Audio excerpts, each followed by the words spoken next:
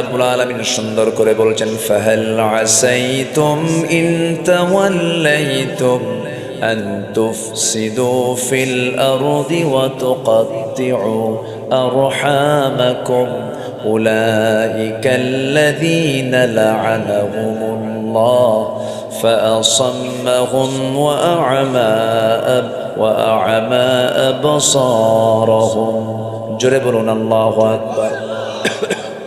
সূরা মুহাম্মদ আয়াত নম্বর 22-23 আল্লাহ রাব্বুল আলামিন বলেন, এই জমিনে যারা বিপর্যয় সৃষ্টি করবে তাদের প্রতি আমার লানত, এবং সাথে আরেকটা অপরাধ আল্লাহ পাক যোগ করেছেন, যারা আত্মীয়তার সম্পর্ক যারা নষ্ট করবে, আত্মীয়তার সম্পর্ক নষ্ট করে ধর্মের বোন বানায়, ধর্মের ভাই বানায়, ধর্মের মা বানায়, বাপ বানায়।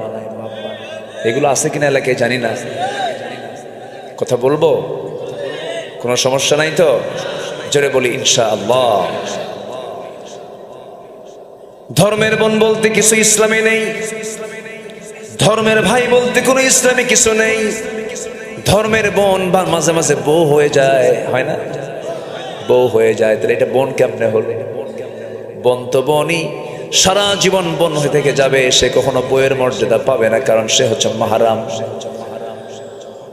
নিজের বোনের কোনো খবর নাই, নিজের ভাইয়ের কোনো খবর নাই, দূর সম্পর্কের কেউ না তাকে ধর্মের ভাই বানায় তাকে কাছে টানতেছে, না না, সে আপনার মুসলিম দিনই ভাই হবে, কোনো সমস্যা নাই। কিন্তু রক্তের বন্ধন যারা ছিন্ন করবে, লা ইয়াদখুলুল জান্নাতা কাতিউ রহিম, আত্মীয়তার সম্পর্ক ছিন্নকারী কখনো জান্নাতে ঢুকতে পারবে না। জোরে বলি নাউযুবিল্লাহ। এই ব্যাধি কি সমাজে আছে? আছে না? তাহলে কি না বলাই ভালো নাকি? বলার দরকার আছে না? আচ্ছা আমার বন্ধুগণ, বোনের সাথে ইচ্ছা করে সম্পর্ক নষ্ট করে ফেলে ভাই। এই জন্য নষ্ট করে, কারণ বোন যদি সম্পত্তি নিয়ে চলে যায় তাহলে আমার আবাদ কমে যাবে। বোনের সঙ্গে ইচ্ছা করে সম্পর্ক রাখে না, রূঢ় আচরণ করে, বাপ মরে গেছে এক যুগ, বোনের জায়গার উপরে ধান লাগায় সেই ধান আবাদ করে খায়, ওই টাকা দিয়ে হজে যায়, এমন ভাই বুঝি যশোর জেলায় নাই। আপনি কেন তা করবেন? এটা সূরা নিসা পড়বেন, সূরা নিসার 6 থেকে 12 নম্বর আয়াত পর্যন্ত আল্লাহ রাব্বুল আলামিন মিরাসের উপরে বিস্তারিত কথা বলে দিয়েছেন। যেদিন বাপ মারা যাবে সেই দিন মেয়ে যেমন সম্পদের মালিক হবে, ছেলেও তেমন সম্পদের মালিক হবে। ছেলে পাবে 2 বিঘা, মেয়ে পাবে 1 বিঘা। এটা নির্দিষ্ট করে দিয়েছেন তিনি আমারকে, লিযযাকারি মিসলু হাযযিল উনসাইন, লিযযাকারি মিসলু হাযযিল উনসাইন। ছেলে যা পাবে মেয়ে তার অর্ধেক পাবে। কিন্তু তা না দিয়া ভাই করে কি মাঝে মাঝে কৌশল করে বোনকে মাঝে মাঝে দাওয়াত দিয়ে নিয়ে চলে আসে, দাওয়াত দিয়ে নিয়ে চলে এসে জামতলার মিষ্টি খাওয়ায়। আছে না জামতলার দিকে আশেপাশে? আশেপাশে তো থাকার কথা, আপনারা না খাওয়ালেও খবর তো আছে আমার কাছে। আচ্ছা এমনি মজা করলাম। বোনকে নিয়ে আসার আগেই সাদেক আলীর জামতলার মিষ্টি,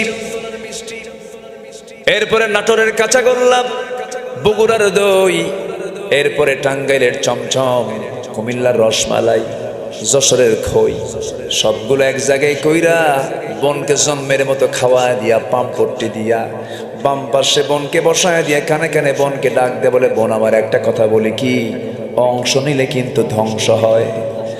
দেখছেন কি ওয়াজটা দিল, বদমাইশ ভাই, এরকম আছে না নাই? আচ্ছা অংশ নেওয়া যাবে না, ধ্বংস হয়ে যাবে।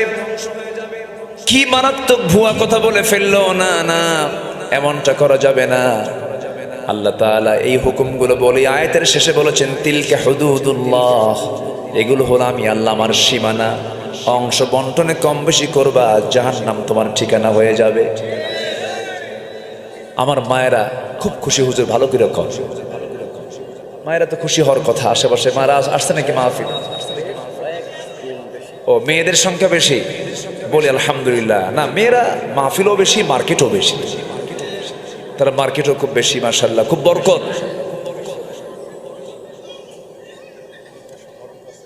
জি আলহামদুলিল্লাহ। জি, এত সুন্দর মানুষ আপনারা, কোনো মানুষের নড়াচড়া নেই, বলি আলহামদুলিল্লাহ।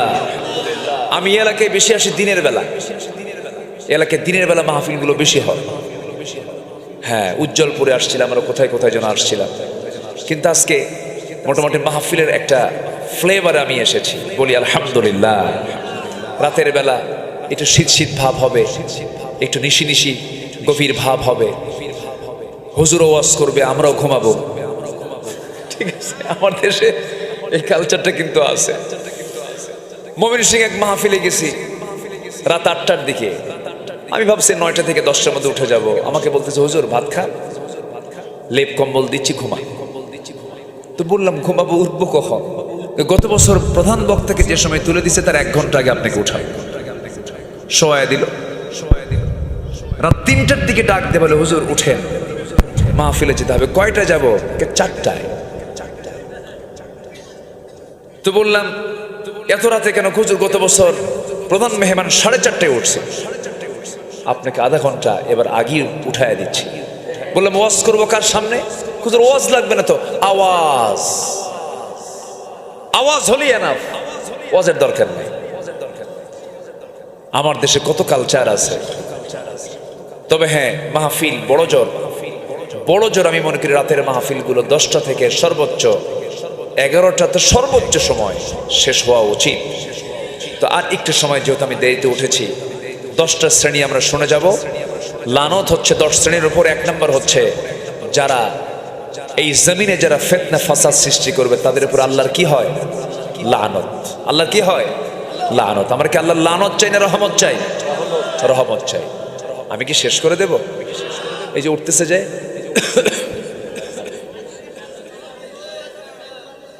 হ্যাঁ, ও চাপচুপ, জি বুঝতে পারছি। আচ্ছা একটু বসেন, একটু বসেন, আর একটু সময় আমি চেয়ে নিচ্ছি, একটু বসেন। তাহলে আমরা আল্লাহর লানতের আওতাভুক্ত কারা? 1 নম্বর জানতে পারলাম যারা আল্লাহর জমিনে যারা ফিতনা সৃষ্টি করবে, বিপর্যয় সৃষ্টি করবে। নাম্বার 2 হলো যে সমস্ত বান্দাগুলো সীমা লঙ্ঘন করবে। কি লঙ্ঘন করবে? সীমা লঙ্ঘন করেছিল বনি ইসরাইলরা। আল্লাহ রাব্বুল আলামিন তাদেরকে কত প্রকার গজব দিয়ে শেষ করেছেন, তাদেরকে বিকৃত বানর করে শেষ করে দিয়েছেন। বিভিন্ন আযাব গজব দিয়ে তাদেরকে দুনিয়া থেকে বিতাড়িত করেছেন, দুনিয়া থেকে বিদায় করে দিয়েছেন। কিয়ামত পর্যন্ত ইহুদির বাচ্চারা কোথাও তারা আরামে থাকতে পারবে না। কিয়ামত পর্যন্ত ইহুদিদের জন্য একটা বৈধ বসতি তারা স্থাপন করতে পারবে না। এটা একটা লানত। এটা কি বলেন? লানত।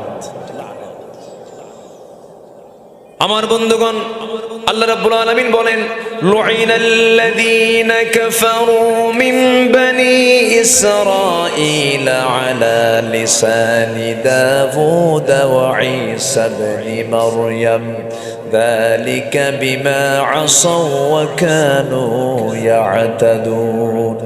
জোরে বলুন আল্লাহু আকবার।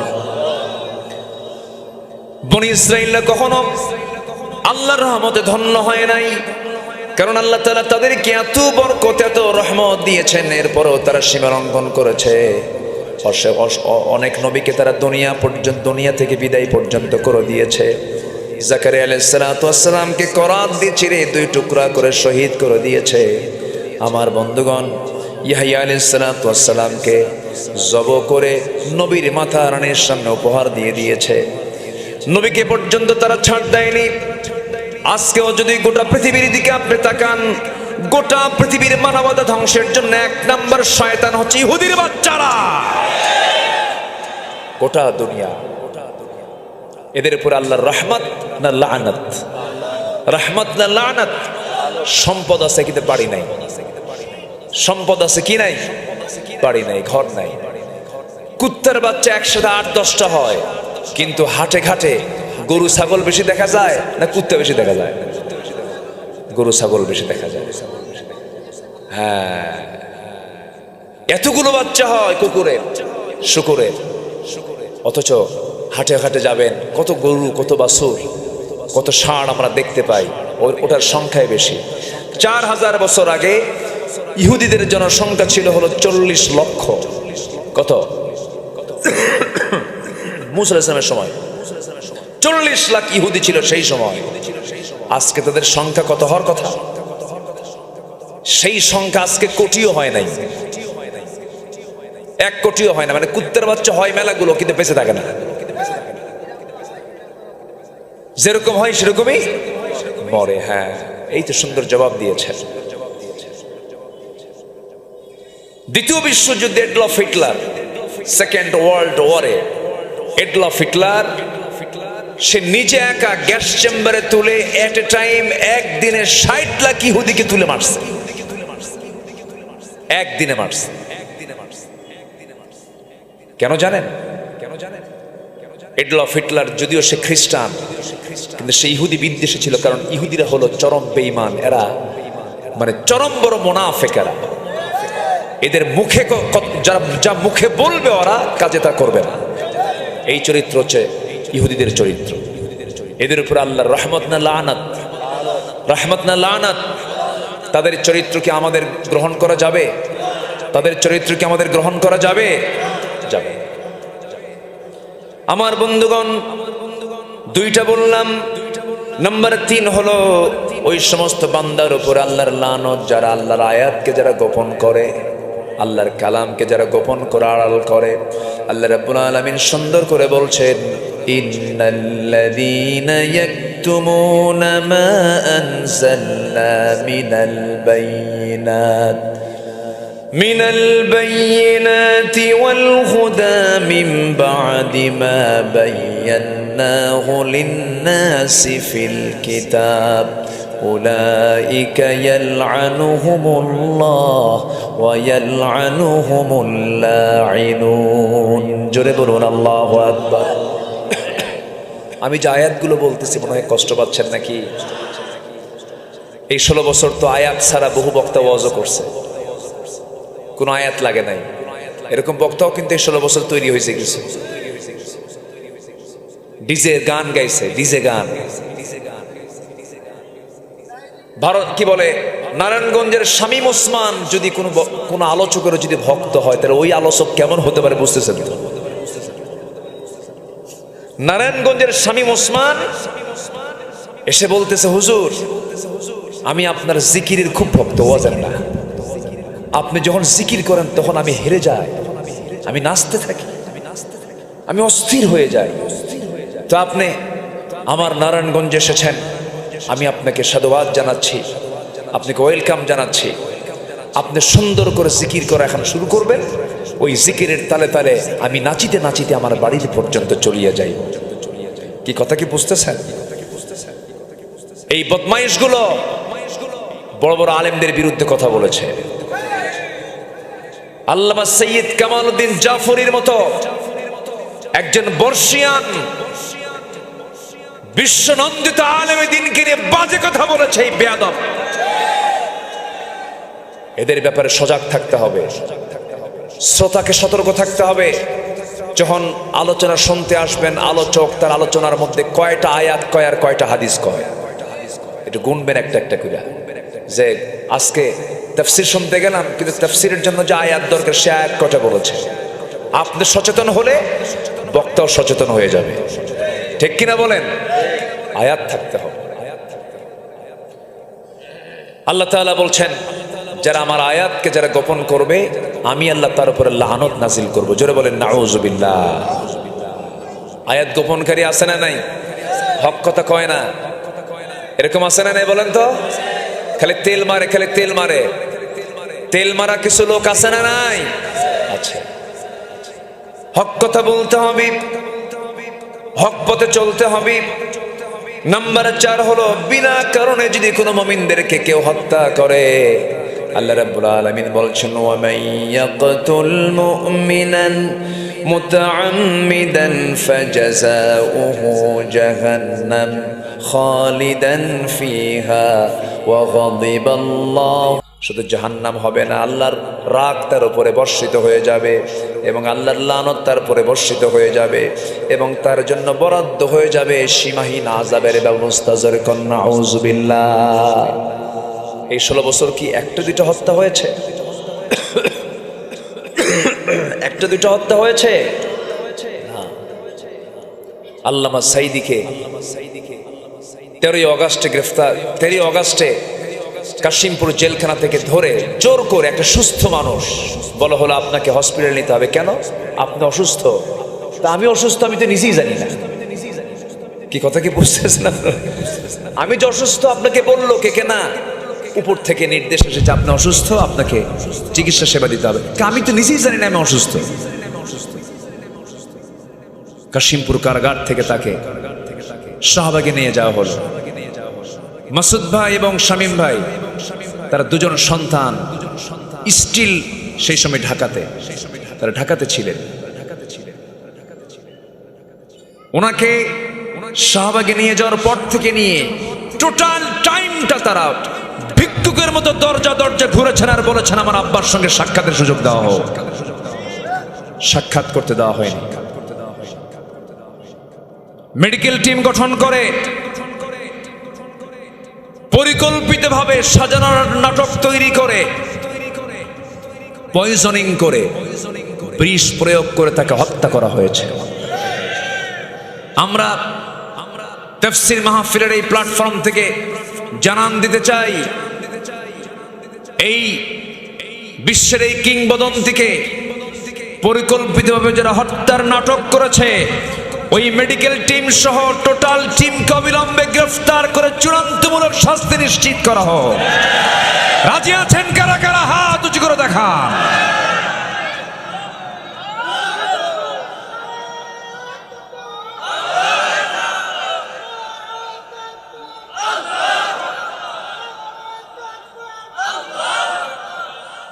আল্লাহ কবুল করুন। জোরে বলে আমিন। আরো জোরে আল্লাহুম্মা আমিন। নাম্বার 5, যারা মুনাফিক এবং যারা কাফের তাদের উপরও আল্লাহর লানত। মুনাফিক তো যশোর জেলায় নাই, আসতে বলে আছে না নাই? আছে। কিছু মুনাফিক সব জায়গায় খুঁজে পাওয়া যায়। মুনাফিকদের উপর আল্লাহর লানত। কাফেরের দ্বারা ইসলামের যত না ক্ষতি হয় মুনাফিকের দ্বারা তার চাইতে বেশি হয়ে যায় ক্ষতি। এই জন্য মুনাফিকের ব্যাপারে আল্লাহ রাব্বুল আলামিন রাসূলকে স্পষ্ট জানান দিয়েছেন, ইয়া আইয়ুহান নাবিয়্যু জাহিদিল কুফফার ওয়াল মুনাফিকিনা ওয়াগলুয আলাইহিম ওয়া মাআওয়াহুম জাহান্নাম। হে নবী, আপনি কাফিরদের বিরুদ্ধে মুনাফিকদের বিরুদ্ধে জিহাদের ঘোষণা করুন এবং বিশেষ করে আপনি মুনাফিকদের ব্যাপারে কঠোরতা অবলম্বন করবেন। ওয়াগলুয আলাইহিম ওয়া মাআওয়াহুম জাহান্নাম, তাদের ঠিকানা হবে জাহান্নাম। রাসূলকে বেশি কষ্ট দিয়েছে কাফের মুশরিক জালিম না মুনাফিকেরা? বলেন বলেন, কারা বেশি কষ্ট দিয়েছে? মুনাফিকেরা। নবীর পরিবার আগুন ধরিয়ে দিয়েছে, যুদ্ধ নিকটবর্তী করে দিয়েছে।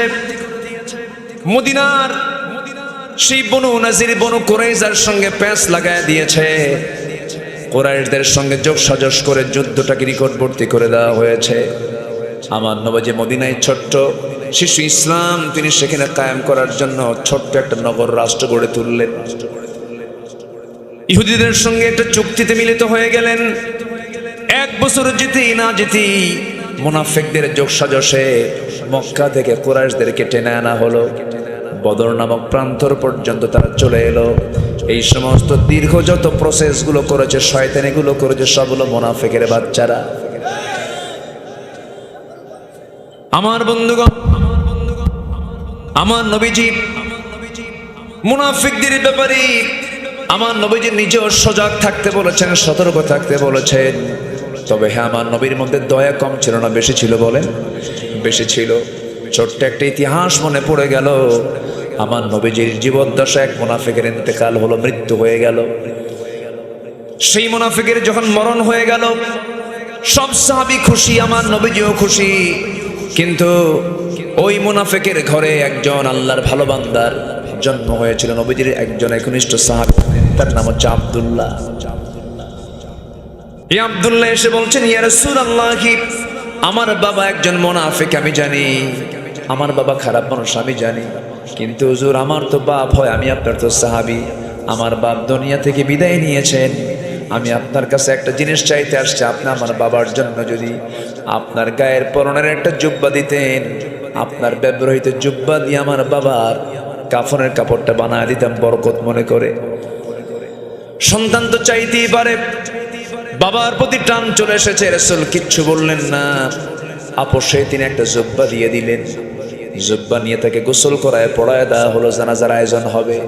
নবীর কাছে এসে বলে, হুজুর আমি তো আপনার সাহাবী, আমি জানি আমার বাপ খারাপ মানুষ, যদি আপনি আমার দিকে অন্তত তাকায়া আমার বাবার জানাজার নামাজটা আপনি পড়াতেন আমি খুব খুশি হতাম। রাসূল বলছেন, আমার সাহাবী তুমি বললে কে মানা করতে পারে নাকি, যাও আমি জানাজায় চলে যাব। জানাজায় চলে গেলেন।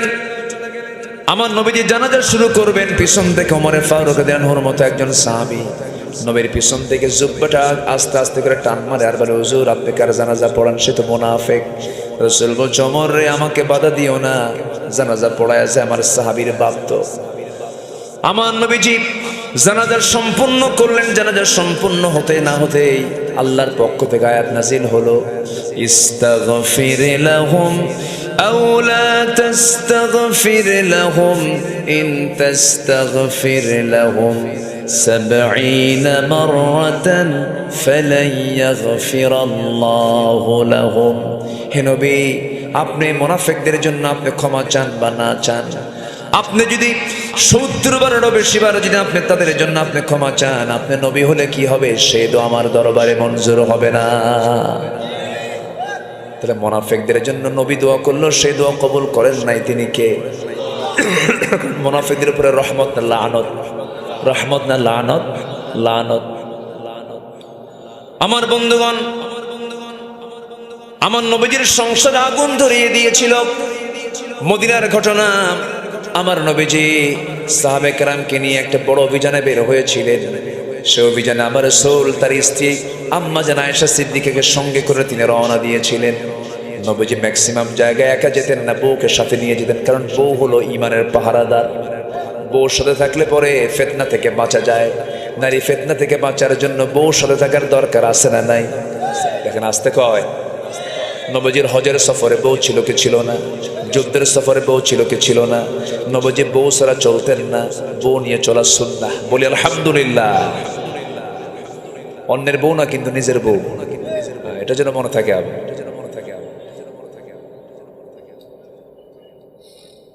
আপনি আপনার বউকে নিয়ে আপনার রাস্তায় চলতেছেন, হঠাৎ করে যদি আপনার সামনে কোনো পরনারী পড়ে যায়, আর বউ উপস্থিত থাকাকালীন যদি আপনি অন্যের স্ত্রীর দিকে, যদি অন্য কোনো নারীর দিকে যদি আপনি 29 সেকেন্ড চায় থাকেন, আর এই দৃশ্য যদি আপনার স্ত্রীর চোখে ধরা পড়ে, একবার যদি ধরা পড়ে যে আপনি চেয়েছিলেন, নেক নজরে কিচ্ছু কবে না, বাইরে কিছু কবে না, শুধু বাড়ির মধ্যে ঢুকবেন, ঢুকে শুধু ডাক দিবেন, সুইটি, থাও তোমার সুইটি। কি ঠিক কিনা? এই জন্য বউ পাশে থাকলে বিপদ না নিরাপদ? দেখেন অনেকে বিপদ কইছে, কি বউ পাশে থাকলে সবসময়ের জন্য নিরাপদ না বিপদ? নিরাপদ। ইমানটা সেফ থাকবে, ফাসুর ফুজুর করতে পারবেন না, এদিক সেদিক তাকাতে পারবেন। আমার নবীজি আম্মা জান আয়েশা সিদ্দিকা রাদিয়াল্লাহু আনহাকে সাথে করে নিয়ে চলে গেছেন। জিহাদের সফরে বের হয়েছেন, অভিযানে বের হয়েছেন। অভিযান থেকে তিনি ফিরে আসার পথে সাহাবে কেরামকে তিনি এক জায়গায় করে বলেন, চলো আমরা এখন মদিনার দিকে রওনা দিই। মদিনার দিকে রওনা দিলে হঠাৎ করে যদি কেউ বাদ পড়ে যায়, রাস্তায় সফরে যদি কেউ পিছে পড়ে যায়, সাফওয়ান তোমার দায়িত্ব হলো পিছে পড়ে যাওয়া লোকগুলোকে তুমি জড়ো করে একসঙ্গে মদিনায় পৌঁছায় দিবে।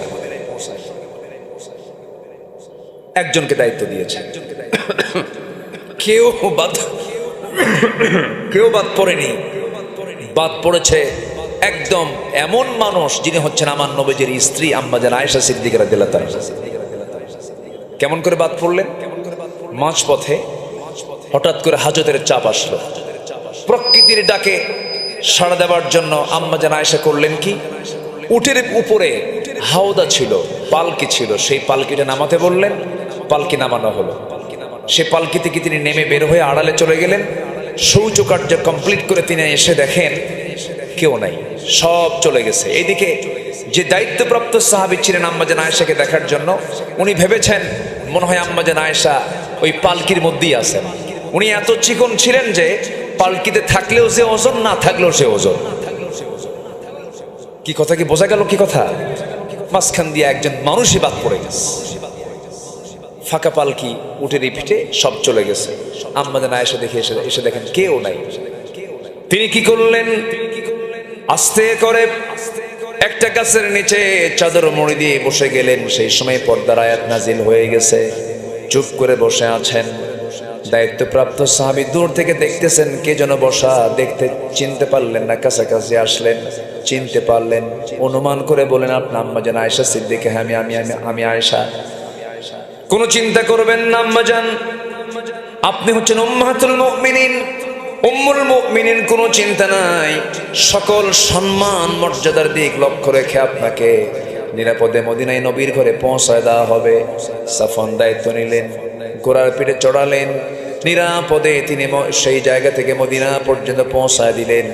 নবীর ঘরে তিনি চলে গেলেন। পরের দিন সকালবেলা টক টপ টক হয়ে গেছে, গোটা মদিনার সবার মুখে মুখে হয়ে গেছে। মুনাফিকরা মিডিয়াতে ফলো আপ করেছে। তোমরা কি জানো গত রাত্রিতে আয়েশা সাফওয়ান নামে একজন পরপুরুষের সঙ্গে একই ঘোড়ার পিঠে গোটা রাত ভ্রমণ করেছে। আয়েশা তার সতীত্ব নষ্ট করে ফেলেছে। আয়েশা চরিত্রহীনা হয়ে গেছে। নবীর কানে যখন সংবাদটা চলে গেছে, আমার নবীজির মনটা খারাপ হয়ে গেল। আমার নবীজি চিন্তায় পড়ে গেলেন। শুধু ঘরের মধ্যে ঢুকে বলছেন, আয়েশা কি যেন কথা আমার কানকে ভারী করে দিয়েছে। আয়েশা, আমি তোমাকে অস্বীকার করি না, আমি তোমাকে অবিশ্বাস করি না, তবে হ্যাঁ, আমার মন বলছে এই সময় এই মুহূর্তে তোমার আমার ঘরে না থেকে তোমার বাবার ঘরে থাকাটাই উত্তম। তুমি তোমার বাবার ঘরে চলে যাও। স্বামীর মুখ থেকে এমন জাতীয় কথা কোনো স্ত্রীর কানে যখন আসে, দুনিয়াটা ছোট্ট হয়ে যায়। আম্মাজান আয়েশার মধ্যে অস্থিরতা সৃষ্টি হয়ে গেল। নবীজির মধ্যে অশান্তি তৈরি হয়ে গেল। এই যে পরিবারের মধ্যে কলহ সৃষ্টি করে দিল, এই যে একটা বিভাজন সৃষ্টি করে দিল, এই যে একটা ফিতনা সৃষ্টি করে দিল, এর পিছনে মূল কুচক্রান্ত করেছে কাফের মুশরিকরা, মুনাফিক। বলেন কারা কারা? বলেন।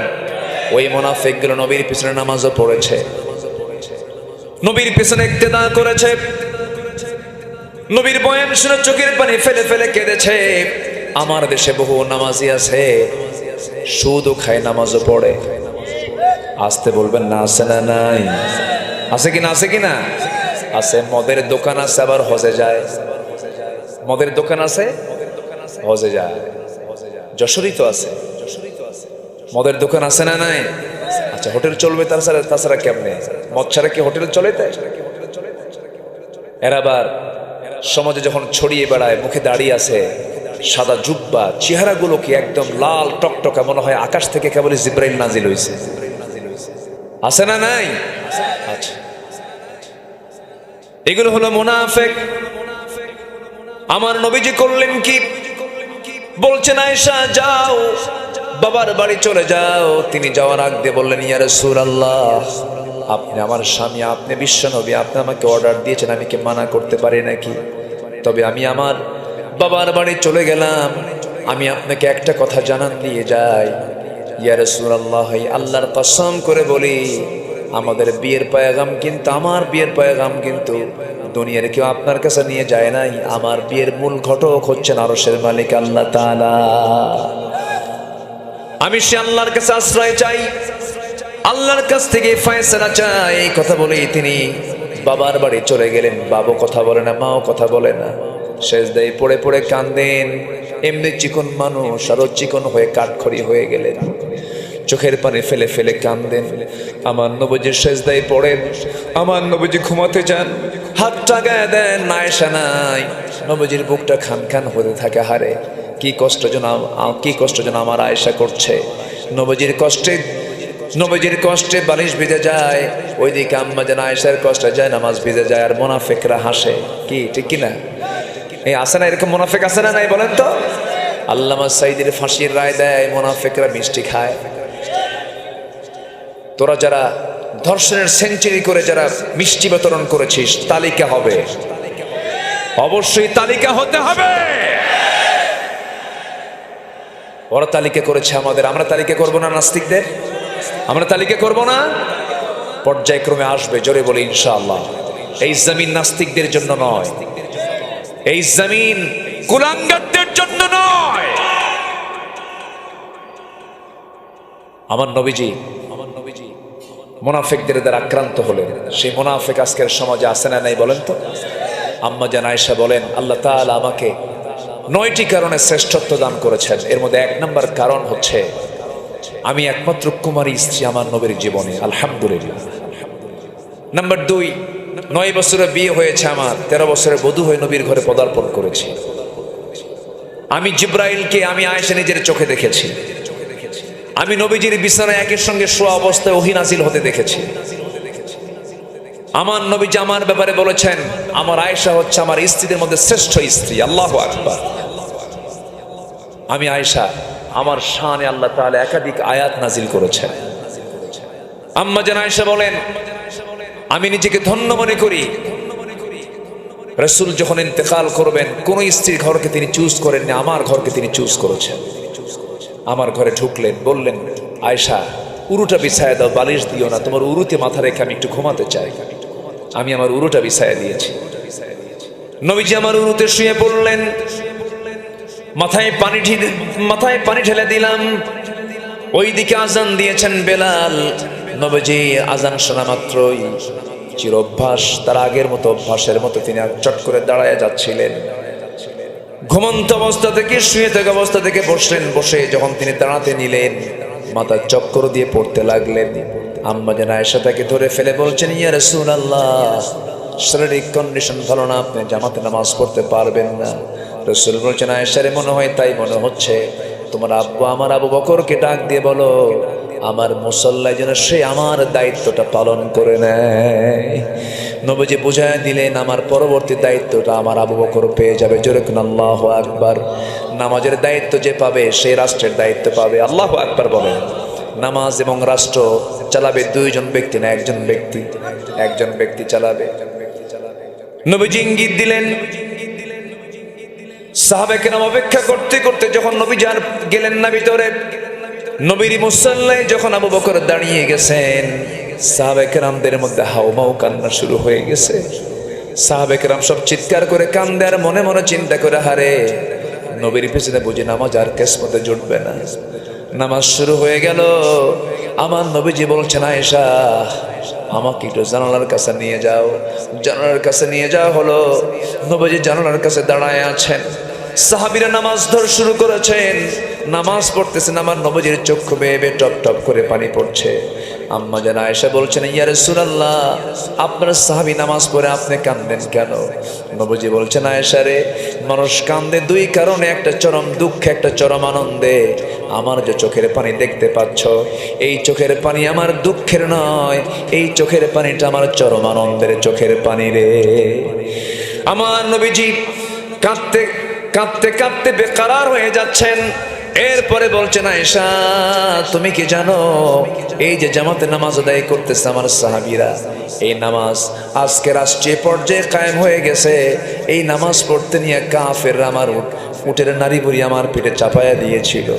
এই নামাজ কায়েমের সংগ্রাম করতে গিয়া উহুদের ময়দানে আমার দাঁত দুটো ভেঙে দিয়েছিল। আয়েশা দেখো আমার দাঁত নাই।